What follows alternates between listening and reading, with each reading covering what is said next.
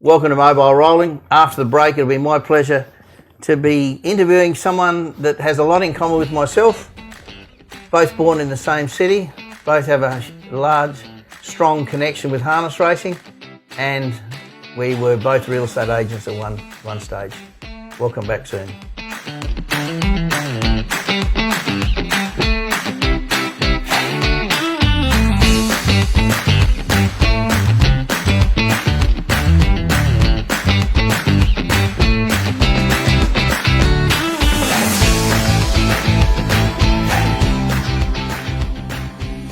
Here at Valley Horse Transport, our high level of knowledge and experience within the equine industry ensures that your most important and most loved assets are professionally transported with the utmost safety and welfare. Adelaide to Melbourne, Melbourne to Sydney, with reliable connections throughout all states in Australia. With the well-being of your equine companions being of paramount importance, our angle load transport trucks are fully equipped with a full range of safety devices and features. As well as providing professional equine transport, Valley Horse Transport also have multiple stabling facilities located among our routes, ensuring your horse arrives safe and in excellent condition. When the best is only good enough, ring us at Valley Horse Transport on 0499 449 151. Welcome back to Mobile Rolling. It's my pleasure to be talking to Des Parr. Welcome to Mobile Rolling, Des. Thanks, Gary. Good to be here. Good to be here. Now, Des, how old are you at the moment? I'm 89. I'll be 90 in August. In August, okay. So let's start at the start. As I said in the intro, we're both born in Port Pirie. Correct. I'm not quite your age, but give us a little rundown of when you were born, your early schooling, family, and obviously that gets on to your early working career, and then when you ended up in the harness racing. Well, you can work it out. 89, I was born on 30th of August 1934. Went to school at Port Pirie Primary School, then the high school, did some work at the technical school, and from there on, when I was apprentice tinsmith, come lead burner at the smelters for 5 years. So you had a brother, Ron. I have a connection with Ron. When I was at the Rising Uniting Church Tennis Club, Ron was my coach. Right. Ron was pretty hard taskmaster. He used to sit on his chair, would not move. That'd be right. And just say, hit it, go there, do this, lift that, not ever. So I think Ron probably taught me for 5 or 6 years. You'd have been better off if you'd have had his wife Shirley, because she was a pretty good left-handed tennis player. I couldn't beat her, I know that. So. I played with Shirley and the two children, David and Denise. Yep. And Denise. So after you did your schooling and you became a tinsmith or whatever, what happened? How long? Well, obviously your early 20s. Did you stay in Pirie, or you're a bit like another Port Pirie man, David Thompson, who said I'm had enough of Pirie and went to Western Australia? Yeah, it wasn't. Where did you go and what did you do? Well, it wasn't that I had enough of Pirie, but I was a bit of adventurous, and so I had a job to go to at Newcastle, a place called Courtaulds, and they had a big factory at a place called Tomago, just outside Newcastle, and they used to make rayon for those days. Rayon used to go into the motor tyres, and so I had a job there as a maintenance man and in my trade. Mm-hmm. And from there I went down to Sydney and worked for DHA in one of their acid plants. Then after that, which was a pretty dirty sort of a job, after that, Mount Isa Mines were building a copper refinery to refine the copper from their copper ore from Mount Isa at Townsville, and I went up to Townsville, and at my trade, and lead burners, I must say, there were probably only about 38 lead burners in Australia. It was a pretty specialised trade. Mm-hmm. And I went up there, and guys and after a short time, the foreman left, came back to Bunbury in West Australia, and they made me foreman, and I was foreman of guys that I was previously indentured, so I was previously apprenticed down in Port Pirie. So I stayed there for about 3 years. So whereabouts was this at that time? In Townsville. So in Townsville at the time, they would have had trots on them, wouldn't they? Down, I don't know. I don't. Because wasn't that where no, they had races at a place called Cluden. Wasn't that where Grant Dixon's? They Bill could have. Dixon I never at went to trots there anyway. Yeah. So you how long were you in Townsville for? About 3 years. 3 years. So you're mid to late 20s then? And then where'd we go after that? Went down to Brisbane. Left Townsville after earning very good money up there, and left Townsville, which wasn't a good move at the time because it was at the time where they had a credit squeeze throughout Australia, and I wasn't aware of it because I was earning good money. Went to Brisbane and found employment very hard to get. Stayed there for a while and eventually moved back to Adelaide, my home state. And I guess that's where... So when you came back to Adelaide, what were you... In what field? Were you still working in the same sort of industrial? No, as a matter of fact, I started off. I had a bit of a yearning. I don't know why, but to own my own taxi. When I first came back to Adelaide, I bought a taxi with Suburban Taxis. Did that for a period, and then I got into real estate. Was that real estate in Adelaide? Or? In Adelaide, yeah. I worked for a guy called Bill Hand, W.H. Hand, on Henley Beach Road. I can't remember how long I was there, but after a period, I decided that I'd open up my own business, and so I opened up my business at West Beach. I was the only agent that actually lived in the area. At West Beach. What was that called? Des Papa Products Limited. Right. Yep. So this is, how are you now? How old are you now? In the early 30s, eh? I guess I would be. I guess, yeah, it would have been early 30s. Okay, so this is... So how long were you there at West Beach? And eventually, like, for those that don't know, you're well known in Western Australia for your harness racing. What happened after West Beach? Well, West Beach, when I was living at West Beach, I would be at Wavell every week because I knew a lot of people in the harness racing in South Australia, like Wally Bay and Dick Webster. I knew those guys from my previous time in Pirie, and I used to go to Wavell every week. And one night, after a successful night of punting at Wavell, I'd heard that things were moving along pretty good in the west. So I said to my wife, Yvonne, I might go over and have a look. I had some good connections through my real estate with FCA in the west, so I went across there for a week and had a look. Liked it, thought this is good.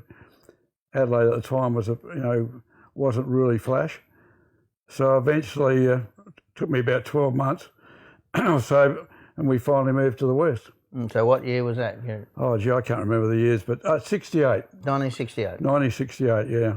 So let's go back to your time in Pirie, because obviously your passion for harness racing, trotting, whatever you want to call it, started in Pirie, right? So, Did. Well, when you were going to school, did you have an interest in it at school? I mean, a lot of people, when I was going to school, I used to ride my bike around the corner to Maury Firm's place and Peter McBride. They had some lovely horses, and I would only, you go around and pat them and feed them and whatever. So I would have only been, 10 or 12 or whatever. So when did you get that? I mean, that interest in the trots? Well, that's pretty easy to answer.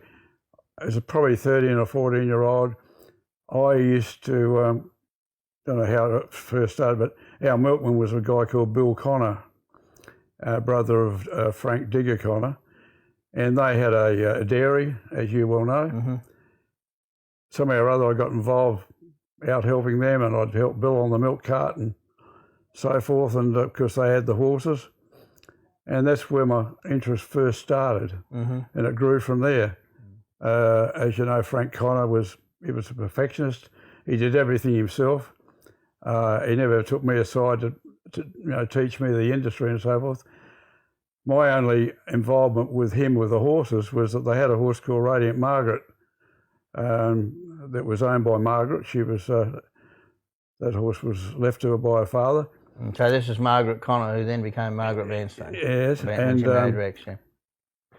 from my memory, Radiant Margaret, they didn't used to train it too much in the cart. My role was, young Margaret had a pony called Mushroom, and after work, as an apprentice, I would go out there and throw a saddle on Mushroom and lead Radiant Margaret around the paddock. Oh, okay. And that was my only role that they ever gave me to work horses. So whereabouts? I can recollect Margaret when she was a Vanstone, because obviously I'm a lot younger than you. But I can also remember Bill Connor, and one of the last horses he had, and he was training opposite the golf course, and he had a horse called Deep Secret. It was a Deep Adios horse out of Dillax, a lovely horse. And finished up going to West Australia. Yeah, he was a lovely, lovely horse. And I always remember Bill. Bill was a little guy, and he had a bit of a squeaky voice, and he used to say to me, my brother can drive you over to win the Inter-Dominion. I can't even sit in the cart. But he was a very good conditioner. So at that stage, when you were helping with those horses, whereabouts were they? They anywhere near where Bill was then, opposite the golf course on Senate Road, or were they out further? Well, they were. Digger lived next door to Bill, and then the vacant paddock, and then the Connors. And that's where so that's all houses now. But when they had it, because right up until till I think Frank passed first, and then his wife, there was always Bill, and then there was a stable there, which is, well, obviously now there's all houses there. So you lived in Pirie West at the time, so you would have been riding your bike all the way up there. That's a fair hike. Well, Risdon Park with it, or Stennis. Oh yeah, Stennis. Yeah. In Bensley Street, and and later on, as you know, a guy called Bruiser Stevens bought a horse called Radiant Venture, and the day that they picked him out and bought him, he was, Wally Boyer had horses up there. He used to send horses up to Harry Welsh in his paddocks. And I was in the sulky, the horse and sulky, the day they picked him out. I think they paid 300 guineas or something. So Mr. Welsh was obviously, for those that don't know, was the former mayor. He was the former mayor, that's right. Mayor of Port Pirie, and he lived on the road, which is now on the road out of Pirie south towards Port Broughton, so out at Wandera. Rexy actually bought his property. No, didn't he? Later on. Yeah. So when you would have been in like your early teens, 13, 14, 15, then what happened then? Because when you were in the Smelters, were you still going out there? Oh yeah. Obviously Margaret was still, well, how old would have Margaret been then? Oh, she was only a young girl, as I recall. She was only a young girl. She's a lot younger than what I was. Look, I can remember those days vividly. We sort of fast forwarding a bit now. I must have been about 18. Well, no, I wasn't quite 18 because I wasn't allowed to bet. I wasn't old enough to bet. No, that wouldn't have bothered you. And well, it didn't. But I bought my first car was a 1929 Willys Whippet, which I'd love to have it now. It'd be worth a lot of money. And my next car was a VW Beetle. And I bought the first VW Beetle off Jock Agnew that was sold in Port Pirie. Obviously, I had to borrow money to pay for it, and I was only on apprentice's wages. But at that time, Radiant Venture was in the start of, I think he won, 22 races in a row or something, in the start of winning races, and he was just going to go out and win every race. And as you know, they used to have trots at Port Pirie every Thursday pay night, Spotters pay night. At the Memorial Oval. And invariably, a guy called Albie Holton had a very good horse called Finn Joe. And most of those Thursday nights, Finn Joe and Radiant Venture would be on the same program. And now the SP bookmaker at the Smelters, can't think of his name there, but For those that don't know what SP bookmakers is, starting price and obviously illegal, but we won't go there. No. Anyway, I had a standing bet, and bear in mind I'm only an apprentice, not earning much money. I had a standing bet with the SP bookmaker, and he never ever cut me down. I used to have £100 on whichever one first, Radiant Venture, Finn and Joe, all up 6-4 on both of them. I'd go to the bank on Thursday morning and draw out 100. I'd have the 100 bet. It's just a true story. And I think and they never got beat. Never got beat? No. And I think I paid that VW off in about 7 months. I'd go and put the money, the winning, I think, for the $100, I think I won about $260 or something. Over quid, yeah, quid. So would I have been remember quid, that. Yeah. So it was very good to me. So the old SP bookmakers were illegal because no one could get a quid out of I mean, them. there's a sad part to that story as well, because later on when I was living in Sydney, and Radiant Venture went to the West for the Inter-Dominions. At one stage, I could have got 100 to 1 about Radiant Venture winning over there. You would have had another car. I never had a Zach on him. But Oh anyway, well, you matter. can't. He paid for the first one, so. He paid for my car. So when you were helping with those horses out at the Connors place, did you have any horses of your own, or was it just a hobby? No. Just a hobby. That's more of a chore. A chore. Oh, okay. So it's like cleaning the stables out. Yeah, well, that and going out. But and then when you went to Newcastle and Sydney and Townsville, anything to do with the horses? No, nothing. So nothing. you had basically just a little grounding when you were younger, and then that was it. Until I came back to Adelaide, and then, as I say, I would be at Wavell every week. So when you came back to Adelaide down at West Beach, obviously a bit further away than Semaphore, where Albie and Colin Hayes and all that were. Did you have any interest in? Did you go to any of the stables and pot around, or you just basically just went to the trots on a Friday night at Wavell? I'm not sure whether Wally Bay was still alive when we came back, but prior to that, when I lived in Port Pirie, if I was going to Adelaide from Pirie, I'd leave Pirie early in the Saturday morning or whatever. My first stop would be at Wally Bay's for breakfast. Okay. So in that time, was the Kersleys living in South Australia? I don't think so.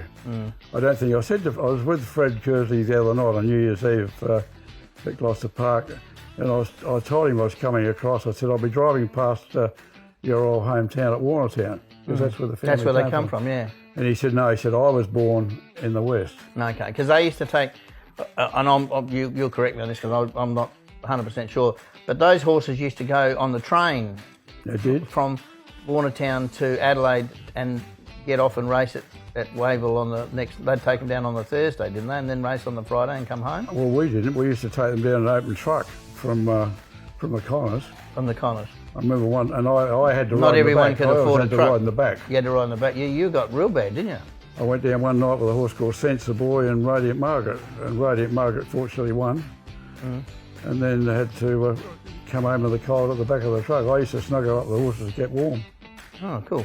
So what we might do is we might have a break, and we'll come back soon, which could be a week or two, and we'll discuss further more about Des Parr, and we'll probably talk about your time when you've gone to the West.